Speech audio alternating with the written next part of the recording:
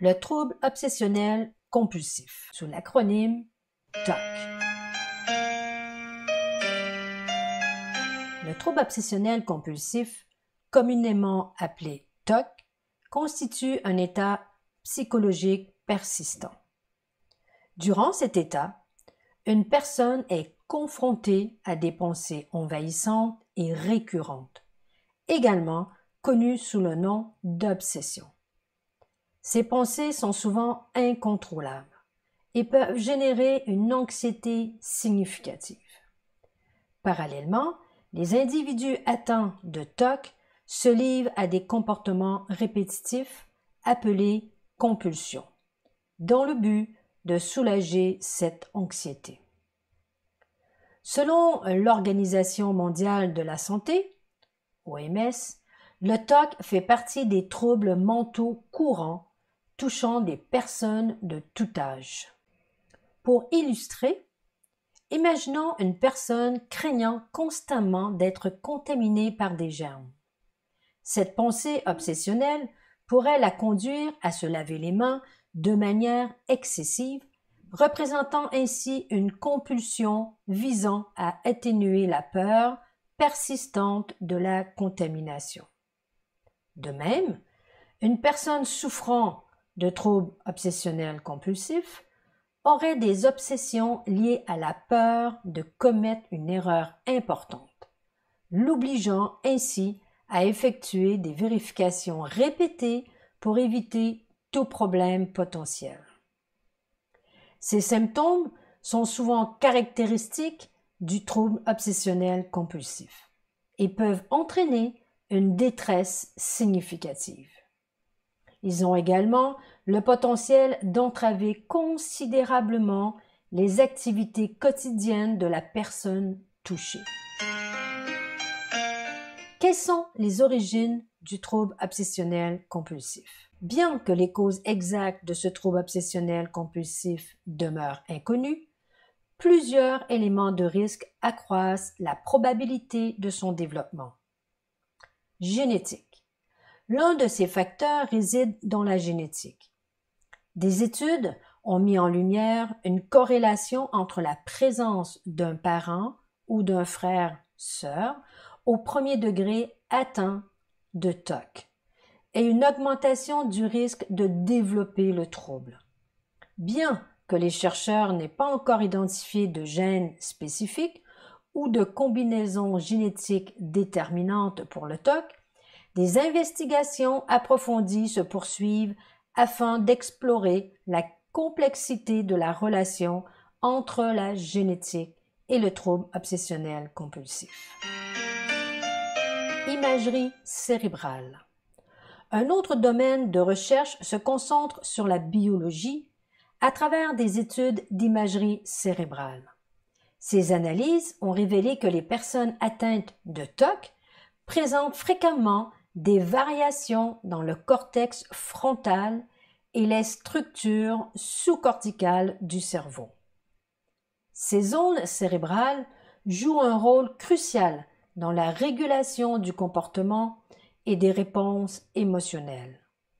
Les investigations actuelles visent à mieux comprendre le lien entre les symptômes du trouble obsessionnel compulsif et différentes parties du cerveau, ce qui pourrait ouvrir des perspectives pour des traitements plus ciblés. Émotions. Le tempérament, selon certaines recherches, peut également influencer le risque de développer le trouble obsessionnel compulsif. Il s'agit de personnes qui manifestent des comportements plus réservés. Elles éprouvent des émotions négatives. Elles présentent également des signes d'anxiété et de dépression liés à leur enfance. Enfance. Un autre élément exploré est le traumatisme infantile, où des études ont suggéré une corrélation entre des expériences traumatisantes pendant l'enfance et le développement ultérieur de symptômes obsessionnels compulsifs.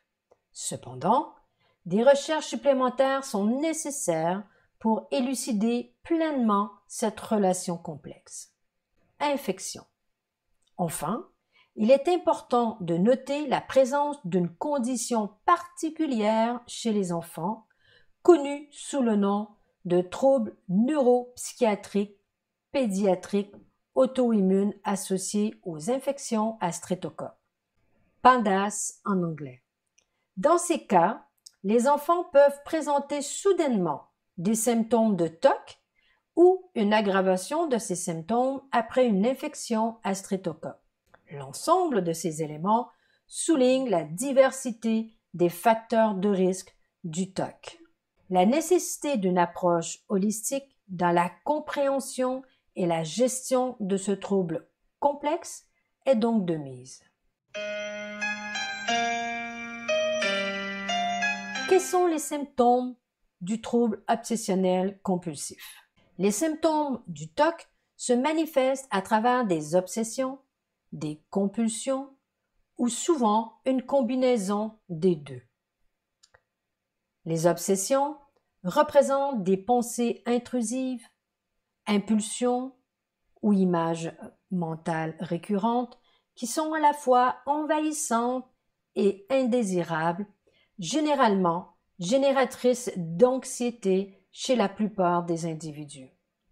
Les compulsions, qui sont des comportements répétitifs visant à atténuer l'anxiété liée aux obsessions, sont souvent présentes en tandem avec ces pensées intrusives. Les obsessions liées au TOC. Pour mieux comprendre ces aspects, voici quelques exemples fréquents d'obsessions liées au TOC. La peur des germes ou de la contamination. Une personne peut constamment craindre d'être exposée à des gènes ou à des agents pathogènes. Cette obsession pourrait la pousser à éviter certains lieux publics ou à adopter des comportements excessifs de nettoyage pour tenter de neutraliser cette crainte. La peur d'oublier, de perdre ou d'égarer quelque chose. Une obsession courante implique la préoccupation constante de perdre des objets personnels importants. Cette anxiété peut conduire à des comportements compulsifs tels que la vérification répétée des lieux où l'on range ses affaires. La peur de perdre le contrôle de son comportement. Certains individus atteints de TOC peuvent redouter de perdre le contrôle de leur action. Cette obsession peut entraîner des rituels compulsifs visant à maintenir une maîtrise perçue, comme éviter certaines situations sociales. Des pensées agressives envers autrui ou envers soi-même.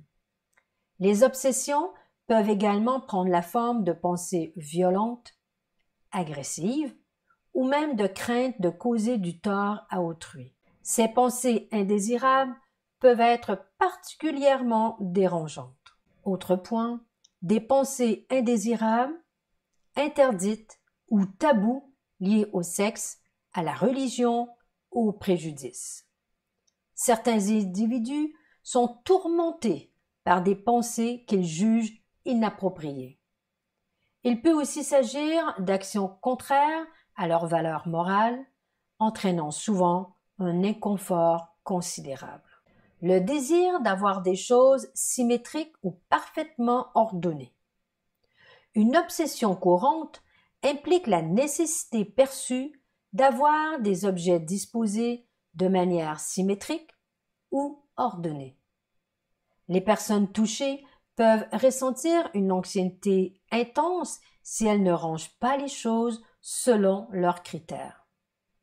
Ces schémas de pensée et de comportement peuvent avoir un impact significatif sur la vie quotidienne des personnes atteintes de troubles obsessionnels compulsifs. Les compulsions. Voici quelques signes de compulsion qui sont un besoin impérieux de réaliser des comportements répétitifs. Ces comportements sont un peu comme une réponse visant à atténuer l'anxiété associée à ces obsessions. On les appelle aussi des rituels. Ils peuvent considérablement varier d'une personne à l'autre. Premièrement, l'organisation ou l'arrangement d'objets d'une manière particulière et précise. Certaines personnes peuvent ressentir le besoin compulsif d'organiser des objets de manière spécifique, par exemple en les alignant parfaitement ou en les classant selon un ordre précis afin de calmer leur anxiété. Deuxièmement, le nettoyage excessif ou le lavage des mains. Une personne ayant une obsession liée à la peur des germes ou de la contamination peut ressentir le besoin compulsif de se laver fréquemment les mains, parfois de manière excessive, dans l'espoir de neutraliser cette crainte. Troisièmement, la vérification répétée de choses. Une personne obsédée par la peur d'un accident ou de danger potentiel peut éprouver le besoin compulsif de vérifier fréquemment des éléments tels que la porte d'entrée verrouillée ou l'appareil de cuisson éteint, même s'il n'y a aucune raison objective de craindre un problème. Quatrièmement, le comptage compulsif. Certains individus présentent une compulsion liée au comptage, ou ils ressentent le besoin de compter des objets ou des actions à plusieurs reprises, souvent dans le but de créer un sentiment de contrôle ou de calmer une anxiété persistante. Le cinquième, la prière ou la répétition silencieuse de mots. Pour d'autres personnes, les compulsions peuvent prendre la forme de comportements rituels tels que la prière répétée ou la répétition silencieuse de mots ou de phrases, agissant comme un mécanisme apaisant face à des obsessions liées à la culpabilité ou la peur. Ces exemples soulignent le fait que les compulsions peuvent revêtir diverses formes. Cependant, elles visent toutes à réduire l'anxiété ou à prévenir des événements redoutés liés aux obsessions. La recherche de contrôle liée au TOC. Toutes les pensées répétées ne correspondent pas nécessairement à des obsessions.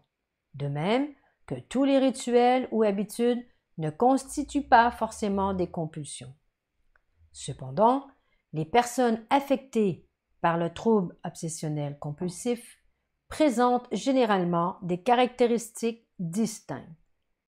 Tout d'abord, bien que conscientes de l'aspect excessif de leur obsession ou compulsion, ces personnes ne parviennent pas à avoir un contrôle total.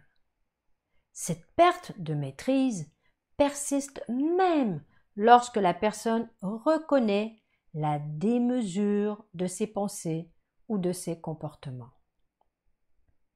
Deuxièmement, les personnes atteintes de TOC consacrent fréquemment plus d'1 heure par jour à leur obsession ou compulsion. Cela indique la prégnance de ces aspects dans leur quotidien. Cela crée aussi un impact significatif, souvent sous la forme de difficultés dans la vie quotidienne. Troisièmement, contrairement à ce que l'on pourrait penser, les compulsions ne procurent généralement pas de plaisir à ceux qui les effectuent. Au contraire, le besoin d'apaiser l'anxiété motive ces comportements. Cette dernière découle des obsessions. Bien que temporaire, le soulagement ainsi obtenu ne s'accompagne pas d'une véritable satisfaction. Les symptômes du TOC peuvent se manifester à différents moments de la vie, mais ils ont généralement leur genèse entre la fin de l'enfance et le début de l'âge adulte. On pose souvent le diagnostic du TOC à l'âge adulte. Les symptômes du TOC évoluent. Les périodes de rémission où les symptômes diminuent alternent avec des phases d'aggravation. Pendant celles-ci, le stress s'intensifie. De plus, les obsessions et compulsions peuvent évoluer et changer au fil du temps, ajoutant ainsi à la complexité de ce trouble. Reconnaître les signes du TOC et les traiter. La reconnaissance précoce de ces signes est cruciale pour orienter les personnes vers une prise en charge adaptée et des interventions thérapeutiques telles que la neurothérapie et les TCC. La prise en charge du TOC inclut souvent des approches médicamenteuses et thérapeutiques, telles que la thérapie cognitivo-comportementale, TCC, et la neurothérapie.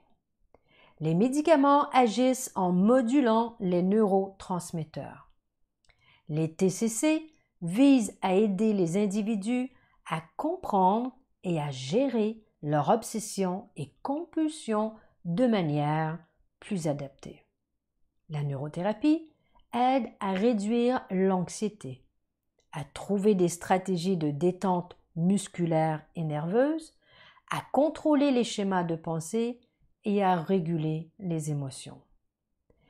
Les traitements visent à aider les personnes à gérer leurs symptômes, à poursuivre leur activité quotidienne et à mener une vie épanouissante. La voie médicamenteuse. Les professionnels de la santé peuvent prescrire des médicaments pour aider à traiter le TOC. Les plus couramment prescrits sont les antidépresseurs, ciblant la sérotonine, un neurotransmetteur impliqué dans la dépression et le TOC. La catégorie principale d'antidépresseurs est appelée inhibiteur sélectif de la recapture de la sérotonine. Délai d'amélioration. Le traitement par antidépresseur peut prendre de 8 à 12 semaines avant que les symptômes ne commencent à s'améliorer. Le traitement du TOC peut parfois nécessiter des doses plus élevées que celles utilisées habituellement pour traiter la dépression. Effets secondaires. Certains effets secondaires peuvent survenir tels que des maux de tête, des nausées ou des difficultés à dormir. Cependant, la plupart des personnes atteintes de TOC constatent que les médicaments, souvent combinés à la psychothérapie et la neurothérapie, les aident à gérer leurs symptômes. Ajustement du traitement contre les symptômes du TOC. Les professionnels de la santé peuvent ajuster les doses de médicaments au fil du temps pour minimiser les effets secondaires ou les symptômes de sevrage. Il est crucial de ne pas interrompre la prise de médicaments sans consulter préalablement le professionnel de la santé concerné. Les prises médicamenteuses peuvent être ajustées notamment après la deuxième évaluation de suivi en neurofeedback, une fois que le premier protocole d'entraînement a fait effet sur la personne et qu'elle en ressent les bienfaits au quotidien. Encore une fois, cela est discuté avec le professionnel de la santé concerné par les médicaments. La voie thérapeutique, la psychothérapie.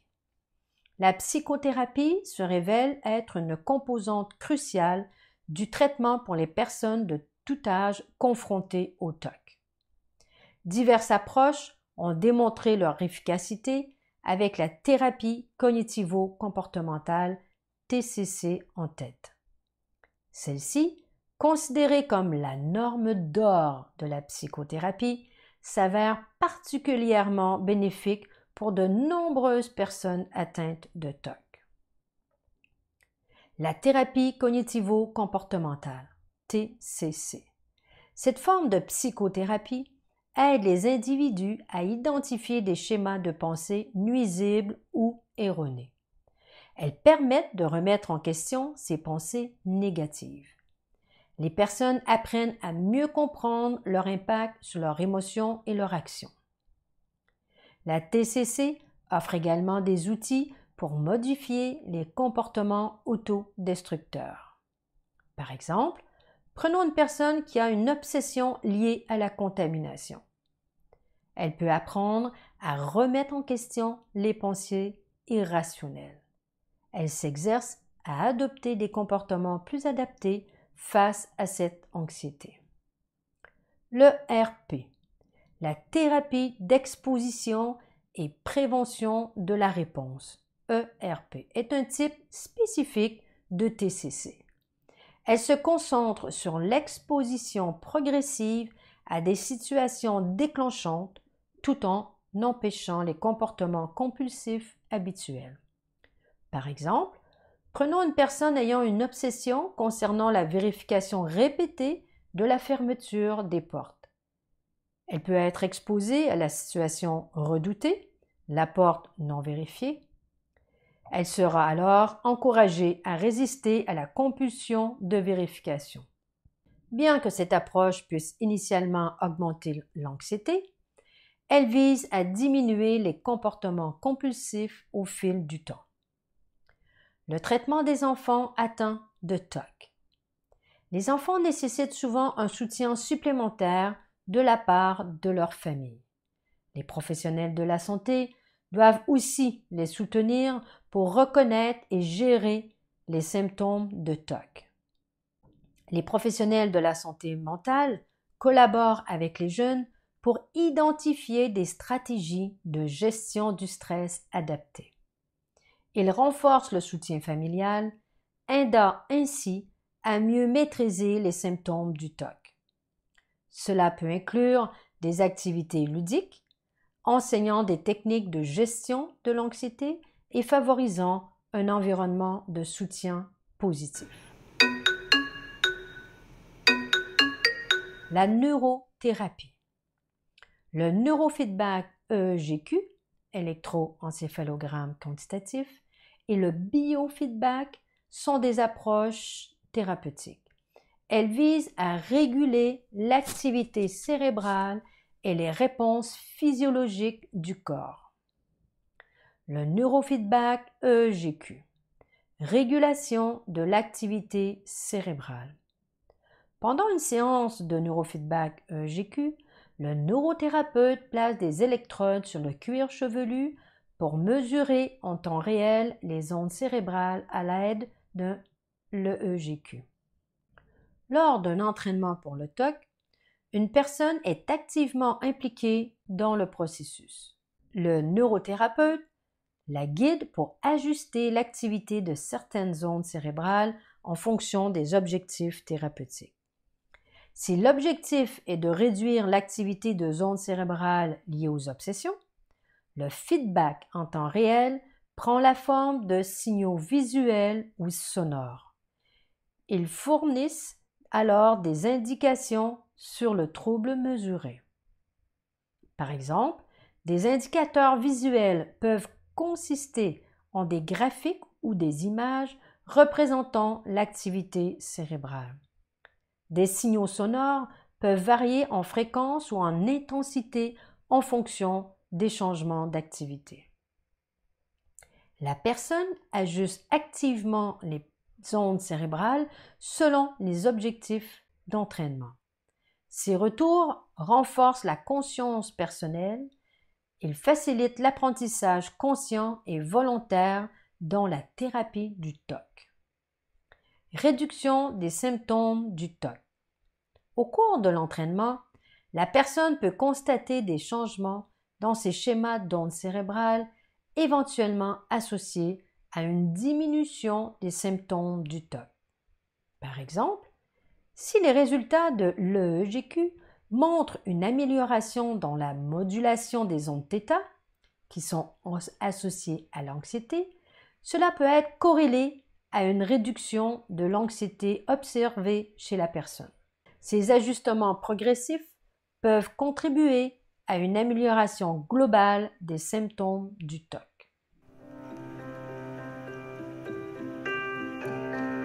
Le biofeedback.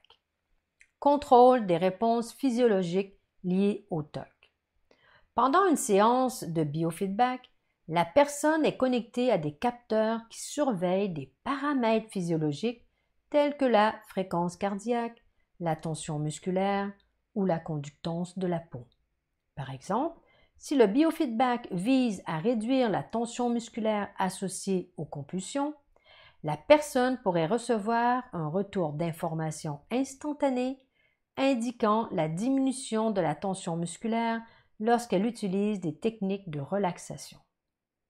Des graphiques en temps réel et des signaux sonores pourraient être utilisés pour montrer à la personne comment ses efforts volontaires affectent ses paramètres. Réduction du stress. En apprenant à moduler ses réponses physiologiques, la personne peut expérimenter une réduction du stress et de l'anxiété. Par exemple, lors d'une séance de biofeedback visant à diminuer la fréquence cardiaque associée à l'anxiété, la personne pourrait être encouragée à utiliser des techniques de respiration profonde. Lorsqu'elle réussit à abaisser sa fréquence cardiaque, elle reçoit un retour positif, renforçant ainsi la capacité à autoréguler le stress. Ce processus peut être particulièrement bénéfique pour les individus souffrant de TOC, où le stress joue souvent un rôle significatif dans l'expression des symptômes. Étude. Voici les résultats d'une étude dont les acteurs ont examiné l'efficacité de l'entraînement en neurofeedback guidé par l'EEGQ sur les symptômes du trouble obsessionnel compulsif chez 36 participants pharmacorésistants. Les sessions d'une durée de 60 minutes comprenaient 2 séances de 30 minutes avec une pause de 30 minutes entre elles. Les résultats ont été traduits en français par l'Institut Neurosciences le 5 février 2021. Conclusion. Sensibilisation au TOC. En conclusion, la sensibilisation du public au TOC représente une étape cruciale dans la lutte contre la stigmatisation. En favorisant l'éducation et la compréhension, nous pouvons contribuer à construire un environnement plus inclusif pour les individus vivant avec ce syndrome. Prise en charge. Lors de la prise en charge d'enfants présentant des troubles obsessionnels compulsifs, à travers des approches de neurothérapie telles que le neurofeedback et le biofeedback, l'accompagnement des parents, des familles, du milieu éducatif et des professionnels de la santé revêt une importance cruciale. Impliquer activement les parents dans le processus de neurothérapie renforce l'efficacité du traitement. Leur compréhension des techniques utilisées et leur collaboration avec les thérapeutes contribuent à créer un continuum de soutien à domicile. Une compréhension approfondie de ces troubles favorise un environnement familial favorable et encourageant. Communication concernant le TOC. Établir une communication ouverte entre les professionnels de la santé, les thérapeutes et les enseignants est essentiel. Cette collaboration permet de mettre en place des stratégies cohérentes tant à l'école qu'à la maison, assurant ainsi une approche unifiée pour le bien-être de l'enfant. L'équipe éducative peut jouer un rôle clé dans la création d'un environnement d'apprentissage favorable. Des ajustements peuvent être nécessaires pour accommoder les besoins spécifiques de l'enfant, minimisant ainsi les stress susceptibles d'aggraver les symptômes. Assurer une formation adéquate aux professionnels de la santé concernant les TOC est fondamental. Cela garantit une approche informée et spécialisée, en particulier lors de l'intégration de techniques de neurothérapie. Suivi régulier. Le suivi régulier par les professionnels de la santé permet d'évaluer la progression de l'enfant et d'apporter des ajustements si nécessaire. La communication étroite avec les parents et les enseignants est essentielle pour adapter le plan de traitement en fonction des besoins spécifiques de l'enfant. Un accompagnement global. En somme, l'accompagnement global des parents, des familles, de la sphère éducative et des professionnels jouent un rôle pivot dans le succès de la prise en charge des enfants atteints de TOC à travers la neurothérapie. Loin des préjugés et des malentendus, l'information précise et la conscientisation peuvent jouer un rôle déterminant dans la création d'une société qui accueille et soutient pleinement ceux qui sont touchés par le TOC. En embrassant la diversité des expériences humaines, nous renforçons notre capacité collective à promouvoir l'inclusion, la tolérance et le respect envers toutes les personnes, indépendamment de leurs différences neurologiques. En créant un réseau solide de soutien et en favorisant la collaboration, nous pouvons offrir à ces personnes les meilleures chances de succès dans leur développement et leur bien-être global. Merci infiniment de votre écoute. Si vous avez aimé ce podcast, n'hésitez pas à le partager avec vos amis, votre famille, vos collègues, sur vos réseaux sociaux.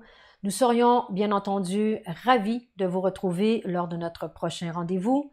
Pour en être informé de nos prochaines publications, abonnez-vous à notre chaîne YouTube et n'oubliez pas d'activer la cloche pour en être informé. Ici Guylaine de l'Institut Neurosciences. Au nom de toute l'équipe de l'Institut Neurosciences, je vous remercie infiniment de votre écoute et de votre soutien. Prenez soin de vous, restez à l'affût pour de nouvelles découvertes passionnantes. On se dit à très bientôt pour un nouveau partage. Au revoir.